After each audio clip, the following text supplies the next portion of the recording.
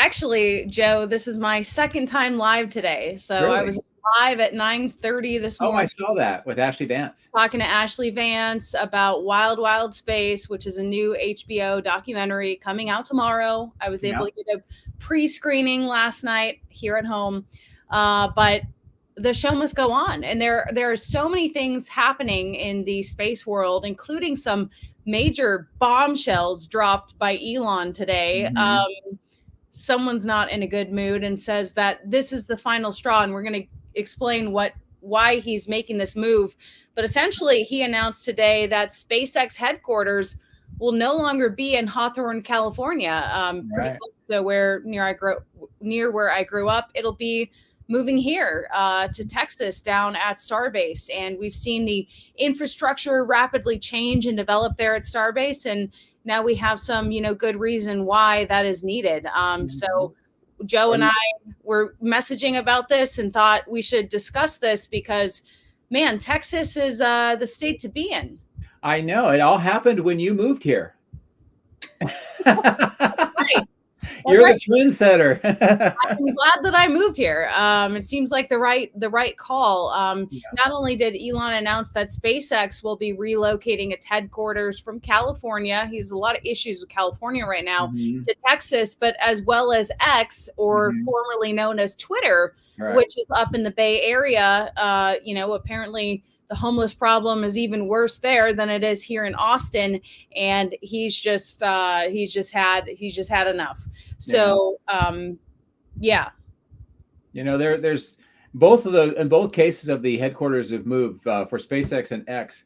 We've seen kind of indications up until now that probably that was going to happen. I think the X building is they're trying to either lease or sell it. So there's been some talking about that. As you mentioned, the infrastructure down at Starbase, and you even asked Elon about that. You said it's a small city, and he said, no, it's really a town. But if they're going to be moving the headquarters there, it's going to be growing pretty yeah, good. like what are you talking about? Chris Garris, thank you for the super chat. This is definitely big news, which is Yes. why I was like, we need to talk about this live, because things are changing. And one of the questions that a lot of people have, or the comments that they're saying, is, "Oh, this is going to uproot so many families." Okay, slow down. Yeah. Not everyone is going to have to move out of California. So break that down for us. Well, as we talked about in the pre-video, I think using Tesla and moving the Tesla headquarters out of California to Texas is the template that we should be following. And the way that transpired is that they built the structure for Giga Texas as the factory, and then afterwards they said they were moving the headquarters, and they did. But Fremont is still open for the Tesla factory. Palo Alto, the robots, all that is still out there as well. Their engineering division is out at the old HP facility, so that's going to be staying. And the design studio is down right, actually very close to the SpaceX headquarters. So I think all of that kind of stuff is going to stay, but the actual headquarters, the administration, the mailbox, if you will, all of that will be moving out to Starbase. And if you look at the factory, Star Factory is huge, but the administration building is not huge. It's big enough, I think, for those purposes. And I think that's what we're going to see happen. Right. Well, and one of the things that we noticed last time we were there for the June launch was that they have a parking garage almost identical to what they have down in Hawthorne, California. So they have just added on so many buildings, and definitely are going to be able to fit more people down there. Yeah. How many people do you think will have to move? Wise. I'm going to say maybe in the few, maybe hundreds numbers, for a couple reasons. One, Elon's companies tend to be lean, so I don't think they have a ton of overhead. As far as we have thousands and thousands of people running the headquarters, so I think there'll be key people that'll move. Maybe some of them are already in place, there, and I think there'll be a reshuffling, but there will still be a need to go out to California quite often. And of course, we have things like Starlink that will help them with that communication. But I think it's just going to be in the maybe a few hundreds. And when we were there and you interviewed Elon before that, we were just talking to some of the SpaceX employees, and it was pretty clear that they weren't lots of people staffed there. They wanted to keep it pretty lean. I think the total numbers of people working at Starbase was shockingly small compared to what you'd think they would need. So I think that will continue. But weren't they also somewhere around like 3,000 or so? Yeah, but I think that includes, everybody that does welding to, fab, to working out at the OLM, to running the cryogenics. So, I mean, that's a pretty good number, and they probably have several shifts because they do tend to work around the clock. So, I think the numbers are smaller than what we would expect. And frankly, I don't think Starbase, even with the infrastructure changes that they're doing right now, is going to be enough for thousands and thousands and thousands more people. So, right. The key is looking at the structures that they're putting in, and they're nice, but they're not gigantic. Right. And I'm just playing the video of my interview with Elon Musk. You can see Stargate there in the background, and Supersonic just joined in. Where is the headquarters moving to? Well, no surprise. It's moving to Starbase, Texas. So, where Starship is being developed, and it's a change. It's not as big of a change as it seems some people are interpreting it as on X. Not everyone's going to have to leave California, but this is a pretty big deal, and breaking news. And so I want to share Elon's sort of announcement about this, just so that we're all on the same page. Mm-hmm. So there's some things going on in California, and we can touch on that in a second. But Elon wrote today, "This is the final straw. Because of this law and the many others that preceded it, attacking both families and companies, SpaceX will now move its headquarters from Hawthorne, California to Starbase, Texas." So he says, "I did make it clear to Governor Newsom about a year ago that laws of this nature would force families and companies to leave California to protect their children." So what is he talking about? Well, we go to the post that he shared. And the Libs of TikTok, an account that Elon also follows, said Gavin Newsom signed AB 1955 today, which bans schools from making rules requiring parental notification if a child identifies as transgender. Get your kids out of public schools. Now, I don't want to make this political immediately, but I want to give you guys context to why Elon announced this today. Why is he randomly deciding today, Tuesday, July 16th, to move SpaceX headquarters to Texas? So this is sort of some of the background. And Elon also wrote, "A lot of families and companies will move out of California because of this law. Who would want to risk the state taking away their kids?" So, Joe, I know that you don't have kids. I don't have kids yet. I'm sure that, some parents might feel even strongly about this. But what do you think about this announcement today? I think that this is, go ahead. Sorry, you think that this has been in the works for a while? Yeah, I think it is. I think, and he kind of alludes to it. He said, this is the last straw. So things have been building. I think the first real indication of that happened, and it involved Tesla in the Fremont factory back in 2020 with the pandemic. And they had shutdowns of, a lot of industries. Tesla was one of them. And I think, Elon was kind of chafing at the fact that they couldn't get the factory back open. And during that course of those events, there were some very unfortunate tweets that some elected representatives sent out to Elon, and one in particular, and he basically said message received. And from that point on, it seems like he's been, pretty focused on moving his companies out of California. And it started with Tesla moving to Giga Texas sometime, I think it was in 2021 when that actually happened. And of course, now recently with the Delaware stuff, moving the incorporation to Texas. So I think that began it. I think he's been thinking for a while.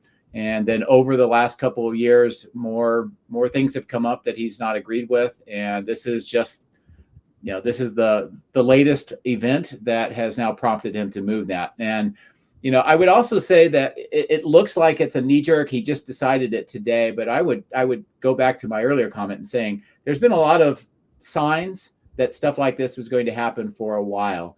I visited the Boring Company a few months back over at Bastrop, Texas, and it was pretty clear that there was going to be construction beginning out there for something important. And now we know pretty much what that's going to be. And they're also expanding the SpaceX facility out there as well. And of course, we see the administration building down at Starbase, and it's a very nice big facility, much more than what they had before. So you kind of think that this has been in the works for a while. I would also say, just to go with that theme, is when Giga Texas started up, and I started my flying, when I very first day I went out there was already some earthwork being done, and you can't do that unless you have all the permits, and you got to get the permits submitted, reviewed, signed. You have to have all of that going before you even have equipment out there. And so that the moment Giga Texas was announced, they were already moving the dirt. So, there's a lot of stuff that happens beforehand. Definitely. And Gateway to Mars says next is the Boring Company watch. Are they still headquartered not in Texas? I can't say for sure, but I know that their main primary facility is in Bastrop, Texas. Right. And I thought that too, but then when I looked it up, it said that they were not headquartered here. So maybe that'll be a formal thing that they do as well. Yeah. And Bimmer Geezer, thank you for the very generous super chat. Once again, you two are on top of the news. Actually, you can thank Joe, because he texted me about this first, and then I was like, wow, that's pretty crazy. It's been a crazy weekend, been a crazy week so far. And it's just Tuesday. It's Tuesday, and it's just Tuesday. So thank you so much, Bimmer Geezer. So Elon not only announced that this is the final straw, SpaceX will now move headquarters from California to Texas, which Caitlyn Jenner actually commented on. I thought that was interesting. Strong move. The state is not the parent. But Elon also says, and I'm trying to find, he has so much activity on X that it's hard to find, but he shared somewhere the announcement about X headquarters, which again, you said we kind of saw coming. Right. So let me see if I can find. It happened pretty quickly after he sent out the SpaceX thing. So right. It's got to be pretty close. But I was kind of, trying to process the SpaceX move, and I was thinking, wow, there he goes. And then all of a sudden that one came out as well. Oh yeah, it was within an hour of each other. He wrote, and X headquarters will move to Austin. Have had enough of dodging gangs of violent drug addicts just to get in and out of the building. And, this is something that I should play this throwback here. I asked Governor Abbott about this. It's nice to meet you, Governor Abbott. Elon's moved a lot of his industries here. Do you want to see him move Twitter here? We don't have time for any questions. We would love for Twitter to be here in the great state of Texas. Elon loves doing business in Texas. We will continue to keep Texas the best state to do business, including as the location of Twitter. What do you think of the truck? It's fabulous. So this was at the groundbreaking of the Tesla lithium refinery. And as you can see, Greg Abbott's assistant did not want me to talk to him, but Abbott, you got the scoop on that. And that was a year ago. That was, like you said, the groundbreaking down at Corpus Christi. That was May of 2023. So that early on, governor gave it a thumbs up. But interestingly enough, I thought that Elon had said for a while that he really wanted to do his best to keep, Twitter or X in San Francisco, and perhaps he's just anti-California right now. So I thought that he might try to stay on a little longer there. I don't know. It's hard to say. I would think that maybe his more public views, especially trending towards the Republican Party, may be affecting his relationships out in California. And so that probably helped to accelerate that as well. But I still think that the seeds of this were sown a while ago. Yeah. And it just took certain events to happen to trigger it. And here we are. It's pretty coincidental that the new headquarters down at Starbase is about 60% finished now. So it's a little bit different than announcing it last year, say. Yeah, right. Exactly. Gateway to Mars said, someone said on X, all my exes live in Texas. That's right. Elon is definitely moving, all of his companies here. And he really does like that letter X. That is for sure. Someone asked as well on X earlier, is this a good or a bad thing? Do we celebrate or not? And so what do you think? Well, if we use Tesla as kind of the template again, the issues that they were having with the incorporation laws out of Delaware obviously came to a head with the compensation plan for Elon Musk. And Tesla and also the shareholders in a pretty public way have made it clear that the shareholders do want the incorporation to move out of Delaware to Texas. And I know that Texas has been doing a lot of work on the incorporation laws and to try to make it more of a business-friendly state. And this seems to be, obviously Tesla has agreed to that, and they are moving pretty quickly towards that. But I think the rest of his companies are going to do very similar. He's mentioned that Texas and Nevada are probably the best states, and I think that some of his other companies are incorporated in Nevada. So that may continue, or maybe they'll make the choice at some point down the road to move it to Texas. But, as far as like logistically, if he spends most of his time at headquarters, then this makes a life for him a lot easier since everything is so much closer. Yeah, no kidding. Kimberly, thank you so much for the super sticker. We love to have female support on the Ellie in Space channel. So thank you for watching. And Greg writes, California loves taxes, but hates Texas. That's an interesting play on letters there. Yeah. Yeah, Texas will be the new Delaware. Don't quote me on that. Well, Jose, you could be right. Yeah.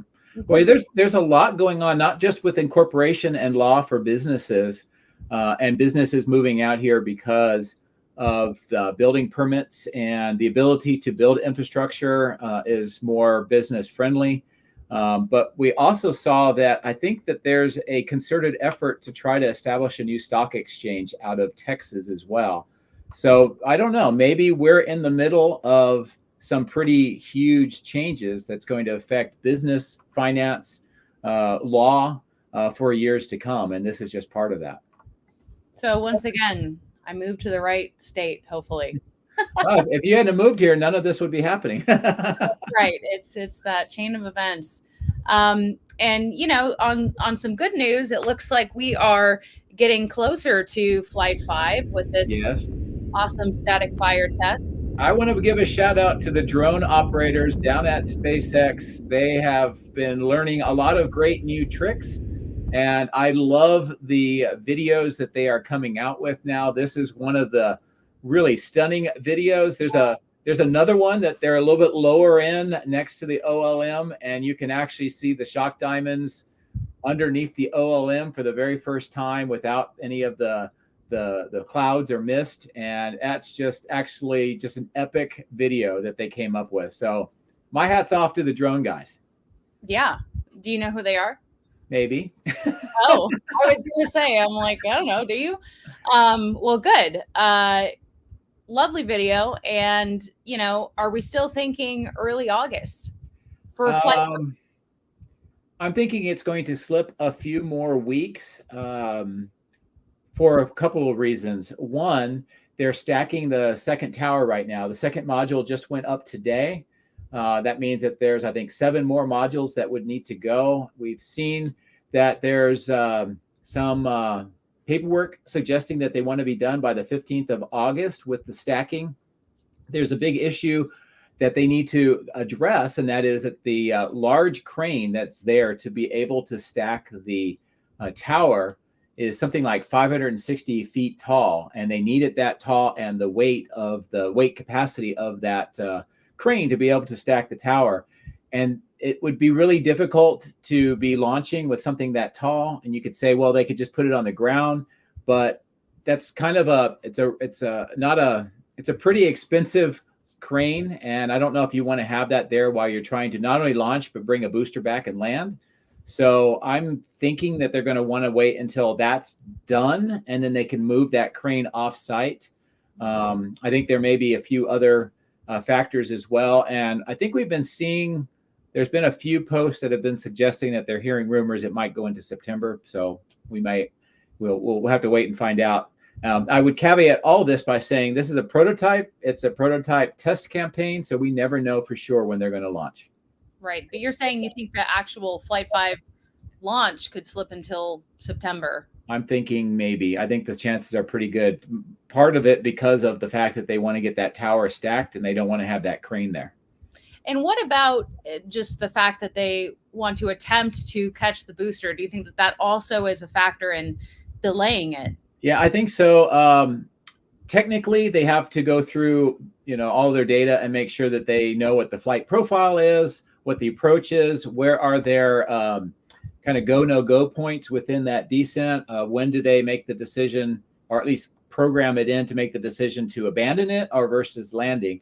And then there's the FAA part of it too, where coming back and landing on the tower is probably a pretty big flight profile change from what they have with their current license. And if you remember, when we went into Flight 4, the question was, would they be able to fly because Flight 3 mishap investigation had not completed? Well, they were able to use a different, I don't know, not a rule, but one of the processes that the FAA allows. And if it wasn't a public safety issue, then they were allowed to launch Flight 4 while the mishap for Flight 3 is ongoing. And so that happened. And Flight 5 is under that same umbrella. Flight 4 didn't have a public safety issue. The FAA seems to have been on board with that. So that means Flight 5, they need to get their license, but it's ready to move, except there's a huge change, and that is the catch. So that may be affecting things and slowing it down as well. I would also say that this is part of a normal process and maybe a smart process, because we've never attempted to catch something like this ever of any size. And public safety is a big issue. So I think the FAA will want to really look through that data before they say, sure, go ahead. Yeah, right. Definitely. And, maybe Elon has time to make and announce giant decisions because Falcon 9 is grounded right now. Michael points out, will SpaceX negotiate with the FAA to allow another Starlink launch to prove if the second stage mishap was a one-off or something more? Yeah, actually, there's some news on that today about the Falcon 9s. And it's interesting that we were just talking about the public safety determination allowing Flight 4 to happen while Flight 3 mishap investigation was going on. SpaceX today has requested the same treatment, essentially the same treatment for Falcon 9s, meaning while the mishap with the upper stage is still under investigation, as long as the FAA agrees that there was no public safety incident involved with that they would be able to resume flights. And it's also been reported that several NOTAM requests have been put out for flights. I think 4 more flights. That would not include Polaris Dawn, I don't think. I think that they're going to do exactly what Michael just suggested, is they're going to try to launch some Starlink flights, kind of prove, hey, we got it fixed, it's working, and just reassure that we can do things like Polaris Dawn, that NASA's happy with the manned space program again, and that the Falcon 9 is safe. So I think we're seeing that happening. And if it continues to proceed that way and they use the Starship example to help with the Falcon 9, we may see the first flight this weekend. Yeah, and Dave is on top of it. Like you mentioned, no TAMs for Falcon 9 flights starting this weekend. So that's great news. Thanks, Dave, for corroborating what I just said. No, that's great news. And, I really wish I knew when the Polaris Dawn launch would be. I haven't scheduled any trip to cover it, but I'm kind of on the fence about it, and we'll see. Yeah, I suspect that having a little bit extra time for SpaceX and the Polaris Dawn, specifically with the spacesuits, is not a bad thing. I think that they're going to try to use this opportunity, with maybe a delay or so, just to maximize every possible training, every scenario that they can come up with to make sure that it's good to go. Yeah. Josh, comments, and this is part of the reason why we are doing the live stream right now with the news that SpaceX will be relocating its headquarters from California to Texas. Josh says, I wish someone would help me understand how Elon getting involved in all this shit posting on Twitter and getting extremely divisive in politics is helpful to Tesla or SpaceX. And Josh, a lot of people, echo your sentiment. As a journalist, I've been trained to stay very neutral, but I do want to just sort of maybe ask you, Joe, are you seeing a lot of the same sort of commentary on your end? To some extent, yes. On my Patreon channel, I get a lot of viewers that are not thrilled with how this is going. I've got a lot of people on YouTube, especially lately. I've been getting some very spicy comments from people because of this. With the, I'll just let you know that when the Trump shooting happened, I reached out to the plant manager at Giga Texas and asked, hey, do I need to be aware of any security issues or anything that might affect drones or anything else, or the people that work there because of his higher profile? Because there's, I think Alexander Mers is actually putting she's goes by Tesla Boomer Mama. She's a big shareholder or at least represents shareholders for Tesla. And she has kind of mobilized the retail shareholder army to, vote for various things that went up with the shareholders meeting. But anyway, she has got a lot of shareholders together to sign a petition to Tesla asking for additional security for Elon Musk. And, I think that's all because of his higher profile positions on a lot of things. And it's difficult, and I don't know what the right answer is, because on the one hand you make decisions as the leader. On the other hand, you have to live with the ramifications of those choices. And you could argue, is he doing it the right way? Is this the most effective way? And I just don't know. He's kind of had a track record for many years approaching things this way. So it's sort of not a surprise, but it doesn't make things easier. So, to that viewer question, I wish I could make a better case than that, or at least, explain it better. But I just think that's the way it is right now. I don't know. What do you think, Ellie? Well, like I said, I don't really like to get into politics because my channel is about space.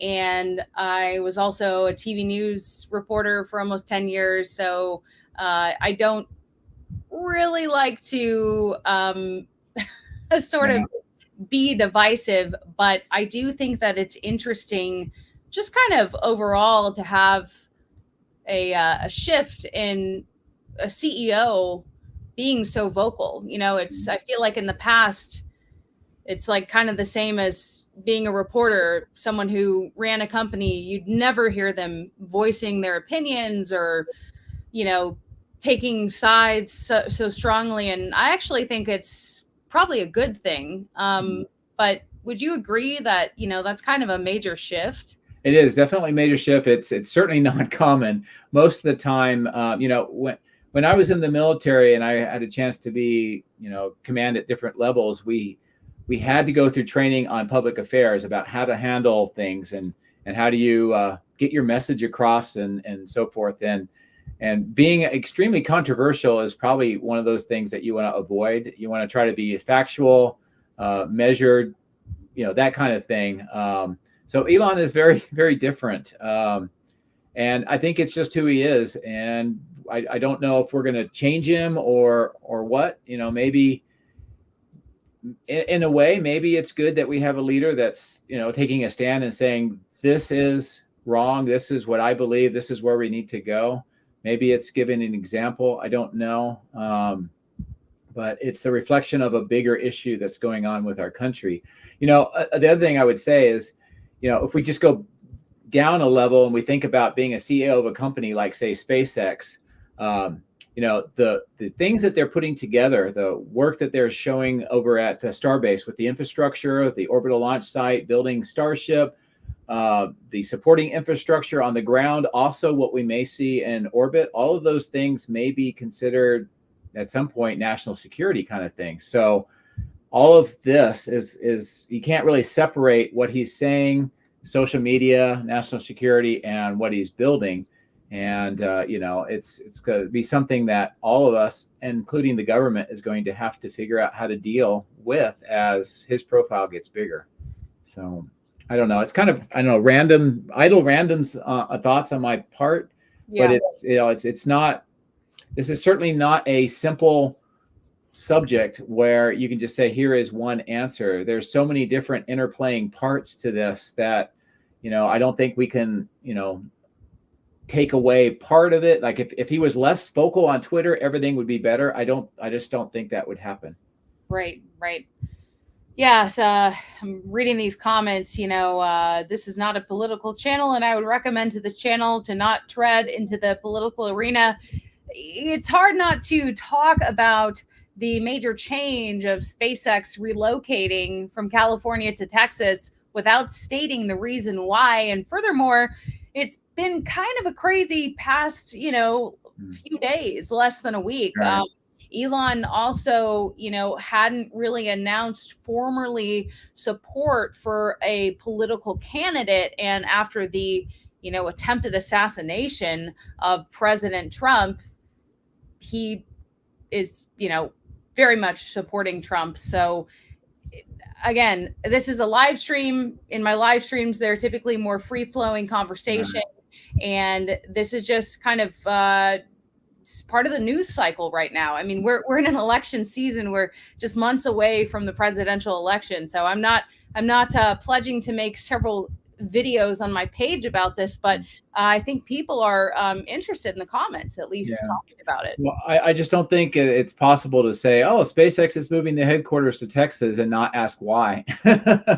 Or not explain why. And or X or even Tesla moving their headquarters here also had the same kind of links, and this is something that's been growing for a while. I mentioned the security concerns and me talking to the guys at Tesla at Giga Texas about that. I'm sure the same conversations are happening down at SpaceX as well, at Starbase and all of their facilities. Well, and, as this user points out, Biden took sides against him. I feel it's not terribly surprising Elon became vocal for the opposition. So this is not picking a side. We're just saying this might have been expected, considering, the treatment or lack of talking about Tesla when we talk about the EV revolution. Right. Well, I do agree with some of the viewers that, say it would be nice if we could just get back to space, talk about, hey, another static fire happened. And I would love that. And I would love to go into the details of the aerodynamics of the booster coming back. But this is where we're at today for right now with all the news that's coming out. Yeah. I mean, that's the thing is, we could talk about the static fire only, but I think that I'd be neglecting a very big change for SpaceX. And, I grew up in Manhattan Beach, so Hawthorne is not far from where I grew up and, had their humble beginnings. And so this is pretty interesting. And if you've taken trips down to Starbase, like we mentioned, you've sort of seen this in the works. At least they've been, planning to have more workers on site, but now things are a little different today. Yeah, well, keeping it sort of more on the space front, it is interesting, not only as Elon's companies are moving more and more of their headquarters here, but if we look at just SpaceX and we consider the space business and what's going on here in Texas is, you have Firefly that's up at Austin. They have their headquarters. You have Blue Origin out in West Texas. So they have a facility out there as well. Obviously, SpaceX. We have over in Houston, Johnson Space Center. So there's a lot of the space industry, or at least big parts of it, coming to Texas. And, obviously the McGregor test site as well. So to me, I mean, forget the politics for a second. It's kind of exciting that we're living in a place where all of the Yeah. The space companies and some of the cool things. I mean, Innovative Machines is over in Houston as well. They're the ones that just recently landed on the moon. So we went down to Astroport down here in San Antonio. We talked to a team of people that are trying to figure out how to make landing on the moon better. So I just think it's awesome. I can't believe that video got over 106,000 views now. I mean, that's kind of crazy. I didn't expect so many people to have interest in it. But, like you mentioned, there's a lot of space companies, space startups here in Texas, and it's not just SpaceX, but SpaceX is going to have an even bigger presence. And Ross writes, if there is a business advantage for SpaceX to move their headquarters from California to Texas, you can't blame them for acting. Yeah. So I agree. I think, like this is a multifaceted conversation. So on the one hand, looking at it from a business standpoint, it may make a lot of sense to do that. And then of course there's sub reasons of why that's being done. But bottom line, I think that this is something that has been in motion for a while. It's not just happened today. It just happens that the various things came together, and today is the day when the decision was made. What do you think about this? Jessica Rubio writes, Elon is making his business decisions based on his personal opinions. What about all the employees who will be affected by this? Yeah, I mean, that's a good question, and it's a good, valid point. I think if we go back to Giga Texas and the moving of the headquarters as a template, or kind of look at how that happened, Tesla kind of asked everybody where they wanted Giga Texas to be, the factory that became Giga Texas. And they kind of surveyed many of the people within Tesla to find out where they would be willing to move. And Austin was the place that they said, if we can't be in California, that's where we wanted to go. So he did try to at least get their inputs, and he picked the location for Giga Texas based on those inputs. So, I would think that probably behind the scenes that he has talked to people in SpaceX, maybe in X as well. It's probably not a surprise to the people that work out there that this was going to happen or made a decision. Yeah. So you could say he's making it based on personal decisions, but I also think that there were conversations long before this and people were prepared. I mean, Kathy Leaders came to Starbase and is running Starbase. I don't think she would have agreed to that if she did not know that it was going to be growing into something much larger than when she started working here. And I think Gwen Shotwell is probably well aware of this as well. In fact, I think Gwen, for a period of time, was running Starbase before Kathy came in. So, we see stuff in snippets on X or on the news, and we think, oh, that's what happened. But there's a lot more that has happened beforehand. And I would think that it would be the case here. Certainly, there are going to be some people that are not happy if they have to relocate out here. That's a given. But I would also just use Tesla again at Giga Texas as that template, because not everybody did come out to Texas. There's still a lot of people doing their jobs out in California. They just don't have that headquarters out there.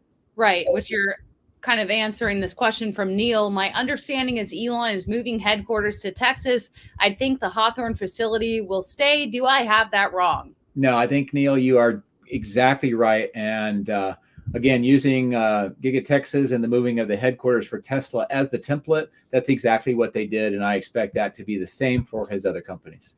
Right. Man, a lot of hate for California in this chat. California is a garbage state, speaking as someone born and raised here, which, by the way, I spent the first 22 years of my life there. So similar situation. I'm leaving in 3 years when I retire. The state is beyond corrupt. Well, it is a beautiful state. It's an expensive state. That is true. Things in life, things in society are kind of like a pendulum where it goes one way to the other. And there's always some sort of a correcting mechanism. Maybe we're in the process of that. I don't know. It's really hard to know while you're in it. But once it's happened, then you know. So I don't know. In 10 or 15 years, what will California be like? Who knows? Maybe they will shift back, or or maybe in psychology they talk about something called a significant emotional event. That's something that could happen to people, and it makes you change your basic fundamental beliefs. And maybe California is going through that right now. I don't know. We're definitely not a crazy outspoken political show. We're really trying to keep it nice here, but it is a pretty big day. Like I said, I was live this morning talking about a new HBO documentary, actually following the journeys of Astra, Rocket Lab, and Planet.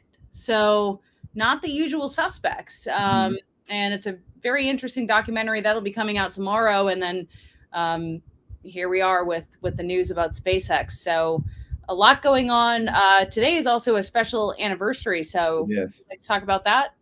Yeah, this was the day that Apollo 11 launched to the moon, and Michael Collins, Neil Armstrong, and Buzz Aldrin did that fateful walk all the way up through the tower to the capsule, got in, and had a Saturn V with 7.5 million pounds of thrust ignite, and set us on the path to successfully landing humans on the moon for the very first time. So it's pretty amazing, especially when you think 55 years has happened since then.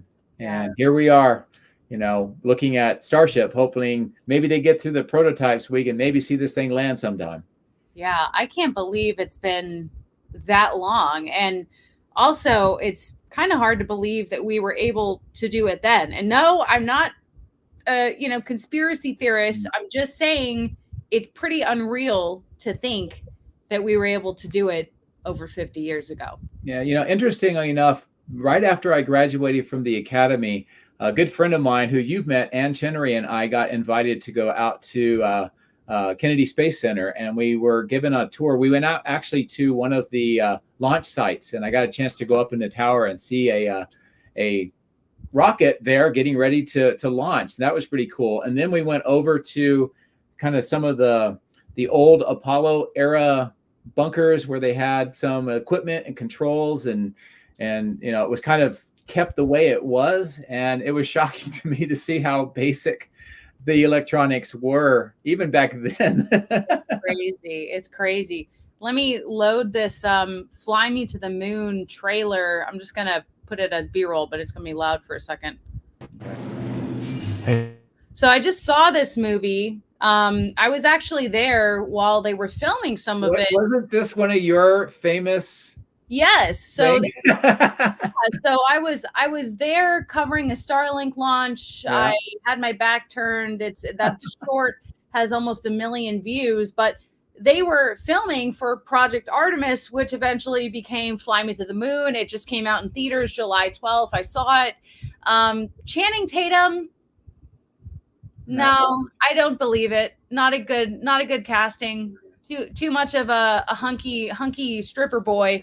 I don't think it works. Scarlett Johansson, she was pretty good. But anyway, I saw it when it came out, and it's cute. Someone was asking me in the comments, would I see it again? No. But essentially the plot is that, this is promoting the Apollo program, and the idea is that they're going to film a backup version of the moon landing. Okay. At the time when I saw the trailer, I'm like, great, all the deniers and conspiracy theorists are going to sit up in bed and say, see, I told you. Well, if you watch the movie, you'll see what happens. But it was okay. It kind of felt like ChatGPT maybe helped write it, honestly. Okay.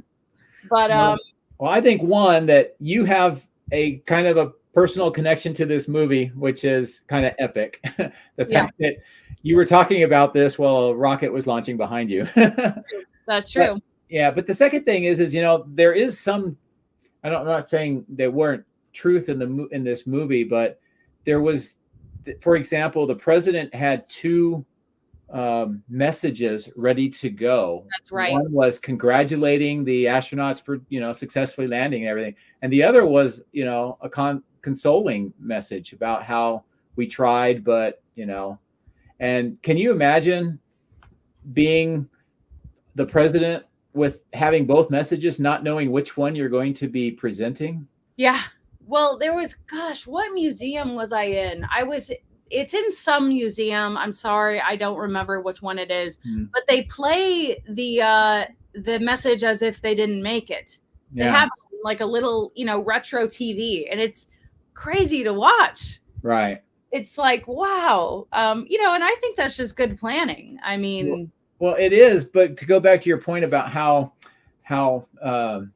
basic our capabilities were at that time, is I think they were thinking it was more likely that they would be having to give the condolence message than the success message, just because literally everything had never been done before, and it was all completely brand new. And as much as testing as they did, you still don't know. And I would also remind people that look at the space program and study it that, in the late 50s, early 60s, we were trying to perfect how we could use rockets, and they were failing left and right. It was looking really bad, and you'd go out for a test and another rocket blew up, and it's like, really, how are we going to figure this out? So it's really a testament to the people that were working on the space program back then, that they overcame everything and made it happen. It's just miraculous. And even today, we've been watching how many moon landers attempt to land on the moon. The circumstances are a little bit different, but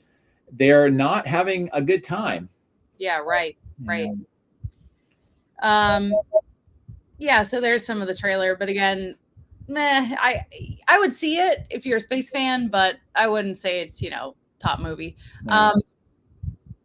RWB here says, just found the stream. Where are they moving to? As you read in the title, SpaceX is moving their headquarters from Hawthorne, California to Starbase, Texas. I'm located in Austin, Texas. Starbase is about 5.5 hours south of me, basically right there on the border of Texas and Mexico. Yeah, and 1 mile, 1 mile away. Basically in Mexico. Let's be real. And so this is happening as a result of Elon saying that he's reached the end. This is the final straw because of a new California law and many others that preceded it, attacking both families and companies. SpaceX will now move its headquarters from Hawthorne, California to Starbase, Texas. What is the law? This bans schools from making rules requiring parental notification if a child identifies as transgender. So interesting. Did not know much about this, but apparently that's a thing. Yeah. I actually had a commenter on X when I posted the fact that, hey, SpaceX is moving the headquarters down to Starbase. They had a good question, and I don't know what the answer is yet, but the question was, is it smart to put the headquarters 2.5 miles away from the biggest rocket ever? And each time that they launch or they do a big test and they have to get that exclusion zone, that's going to put the headquarters right within the exclusion zone each time. So would that be disruptive to their operations? And I guess the answer is we'll have to find out, especially if that's something else talking about news that had just came out very recently, and that is that the FAA is going to be doing another public commentary on SpaceX's request to start launching Starships 25 times a year out of Starbase, and also landing both the booster and the ship 25 times. So that would be 50 landings and 25 launches. And if you think about that, that's basically 2 per month. So, and that doesn't even count cryo testing or anything else where maybe they have to be outside that exclusion zone. So it is a good question. What's going to happen with the headquarters with all of that activity going on? Seriously. That's insane. Chris, thank you for the super chat. He writes, Tim Dodd posted on X yesterday he is working on a deep dive video about how do we know NASA sent humans to the moon. So yeah, and he's at 28 pages already on his manuscript for his video, and it's growing. So wasn't it more than that? I thought he had said 28, but I mean it's growing bigger than he ever dreamed, and it's not done yet. Oh, yeah, you're right. He says, good news, bad news. The good news is I've shot part of my video titled, How Do We Actually Know NASA Sent Humans to the Moon? The bad news is I just keep going. I'm on page 27, and it'll likely get to about 30 pages before I'm done. That'll be about a 90-minute video. All right. Yeah, well, I'm looking forward to that. I give big kudos to Tim for taking on that challenge. I'm curious to see what the reaction will be. My Joe Tegmeyer's feeling is that if you believe that it didn't happen, you're not going to be swayed, and if you know that it happened, you'll find it informative and interesting. But I hope he does help bring to light a lot of the things that are going on. And it's not just did they have a video of an astronaut running around on the moon or anything, but we have geologists that are studying samples that it came back. We have had those for 55 years, and so you actually have hard evidence and a variety of other things. But good luck to Tim on that, and I'm looking forward to seeing it. Definitely. And thank you, Jessica, for the super chat. She writes, thank you, Ellie, for representing us space girls. Thank you for watching my channel. My demographic is close to 95% male, so it's nice to have a female interested in space. Brandon writes, wow, 90 minutes. He's referring to Tim's soon to be out video. I'll definitely be watching. Love you, close knit. All these SpaceX, love how close knit. I'm not sure what he's saying. How close knit. Basically, I think how everybody is kind of a community, and all of the various channels kind of stick together. Interestingly enough, in the picture that where you just had on the video, on the far wall in a display case, is one of Tim Dodd's Astro Awards that he presented to SpaceX. So I think that's pretty cool. Yeah, it's pretty nice that they would put it on display there in the SpaceX lobby. Yeah. So, Joe, our next assignment is to try and interview Elon after Flight 5. Okay, that would be awesome, and hopefully, we're saying, how about that catch? Wasn't that amazing? I mean, at least now he knows that I'll honor the hard out. So if it's 15 minutes, I'll keep it to 15 minutes. But we'll see. When do you think you'll want to do another visit to Bastrop? Probably pretty soon, with the fact that they've now made the announcement. It's public, so it's not, shh, don't say anything kind of stuff now. I think it would be really good to do that. Plus, it's been a few months since I've actually done a drone video out there. And, as maybe some of your viewers know, SpaceX has a Starlink facility out there. It's quite large. It's growing even bigger. They make the terrestrial parts of Starlink, so the dishes and that kind of stuff, not the satellites, but including the new Mini, I think, is made out there too. And they basically became fully operational and started producing early this year. So now we're 6-7 months into that, which is pretty cool to see. And of course, the Hyperloop Plaza, interestingly enough, right after that's a kind of a community center, bodega. It's got everything from barber shop to place where you can get food. It serves the Boring Company, the SpaceX people, and also the community. Anyway, after the X posting came out, they posted a picture of a structure that's going up. So I think the word's out. Have you been to the bodega? I haven't been there yet. Yes, I have. Actually, I just put out I just linked to a video. I put it out on X. A Czech Republic tour group came over to the United States and met with me, and we had about an hour and a half interview inside the Hyperloop Plaza, talking about everything Boring Company to Giga Texas and a bunch of other subjects. So it was the second time that they've made the trip over from the Czech Republic to see a lot of Elon's companies. So they spent a lot of time in California. They're out in Texas. They went out to Florida for some launches. They went to Starbase. So, they came through and I got a chance to talk with them. So it's actually quite nice. It is open to the public. And if you can go out there, it's great. Plus you can get some nice food there too. Yeah, I would like to see it. I have yet to go out there. And thank you to Tango Rao. I'm not sure how to say that, but thank you for the super chat. Yeah.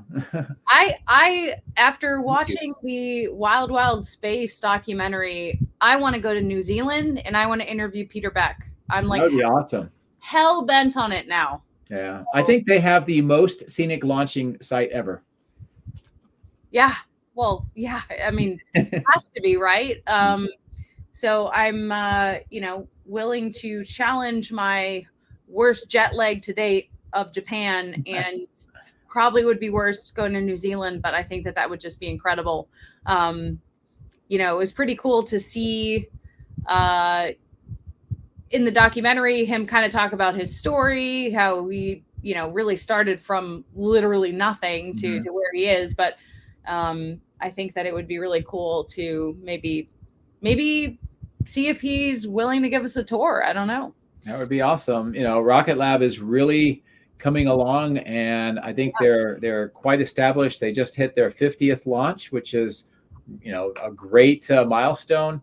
Plus, they have a whole lot of contracts for a lot of different things: solar panels, moonlit missions, interplanetary missions. So Rocket Lab is really cool. Well, and they're, obviously going to be working on their own reusable sort of version of a Falcon 9. But in the documentary, with the clamping the I obviously, and maybe this is my bad, I'm just not as familiar with them. Although I have seen one launch off in the distance from Wallops in Virginia, but that's another story. But I didn't realize that in their first launch, it was near perfect and they almost reached orbit. But then because of a communication error, someone basically pressed a button to destroy it. Did you know that? I did not. Can you imagine being the first company to ever reach orbit on their first try? Can you imagine you're the one? Ellie, what did you just do? I mean, that's what I'm saying. I would assume this person got termed that minute. Yeah. What a bummer, man. What? Yeah. He's like, yeah, we were, just 30 seconds away or whatever. So I didn't know that was, and then the second attempt was perfect. So they're very meticulous, and they're rising quickly is the sense that I got. I think so. I think it's very clear, and I think they're definitely one to watch, and I would love to go to New Zealand. Yeah, well, Bimmer Geezer, thank you for another super chat. The start for your ticket to New Zealand. I mean, man, I'm willing to do it. So if you go to New Zealand, are you going to go to Hobbit Town? Yeah, of course. Why not? I'd go anywhere. I mean, I'm trying to think of aren't there seasons opposite ours? They are, because they're on the southern hemisphere. So if it's winter here, it's summer there. But also, if you are a fan of the Lord of the Rings movies, Middle Earth was New Zealand. They filmed pretty much everything there. Well, Ashley Vance, who is basically the HBO documentary is based on his book. He said he took 6 trips to New Zealand just to write the book and work on the documentary. So. Well, you do know that part of my career was flying around the world. Oh, I do. So you've been to New Zealand? I have not. That's one place I have not been. I've been everywhere. I actually we were on something called a capstone mission, which was taking a bunch of new generals to different countries. And we were on our way down there, and I think there was a hurricane or something, cyclone. Something came up and we got diverted. So instead, I went to Indonesia. Wow. Okay. Interesting. Well, sounds like you need to put that on your bucket list. Exactly. Ross says, if you traveled all the way to New Zealand, surely Peter Beck would grant you an interview. Plus, New Zealand is such a beautiful country to visit. Well, I would think so. I mean, I traveled all the way down to Starbase for the 10th time and waited around until I got to talk to Elon. So, yeah, I think proximity goes a long way. So, And then, you know, maybe I could hop over to Tasmania and interview Marcus House in person. That would be cool. Brandon Kelly, thank you for gifting 5 Alien Space memberships. I have to be honest, I have no idea how those are distributed, but I do appreciate that. And you also made a really great comment that I'm trying to find. I think it's right here. I hope more and more catch on to these channels. I feel this time we are living in is important in some major events in history. This is a life, quite frankly, a human race changing time. You couldn't be more right. I agree. I agree on many different fronts as well. You know, for the first time with AI, we are facing the possibility that we'll have a peer competitor to us. Yeah. You know? And so we're going to have to deal with that, whether we like it or not, and a bunch of other stuff that's all happening right now. Pretty crazy. Oh, man. Dave points out you can get a flight to Auckland with a stop in Hawaii and Tahiti. Sounds like a nice trip to me. Yeah, why not? Well, yeah, that is our SpaceX news of the day. So thank you so much to everyone who tuned in. Looks like we got some pretty good viewership tonight. And yeah, what a day. I'm honestly exhausted right now. So sorry. Yeah. It's just Tuesday. Imagine what we're going to be like on Friday. I mean, what the heck is going on, man? I swear it was such a crazy weekend, and you know, it's just a lot to cover, too much for one person to keep up with, but I try to fill in the pieces as I go here. So hopefully you guys are enjoying some of these more off the cuff live streams between Joe and I. We did one last Friday about Falcon 9 launches being grounded due to an unexpected anomaly, and that actually did pretty well. So I think we should keep it going. Sounds like a plan. I'll make an inflammatory thumbnail. Breaking, Elon says, final straw, you know. Anger. You know, you could use that picture from the Trump rally, you know, with Trump like that, put Elon's face on it. I put like rocket fuel down? Yeah, something like that. Yeah. Oh man, thumbnail is half the battle, man. I hate those thumbnails. Great. Well, thank you guys so much. Appreciate you guys watching, and I guess we'll come back on when there's more breaking news, which is inevitably very soon. Yep.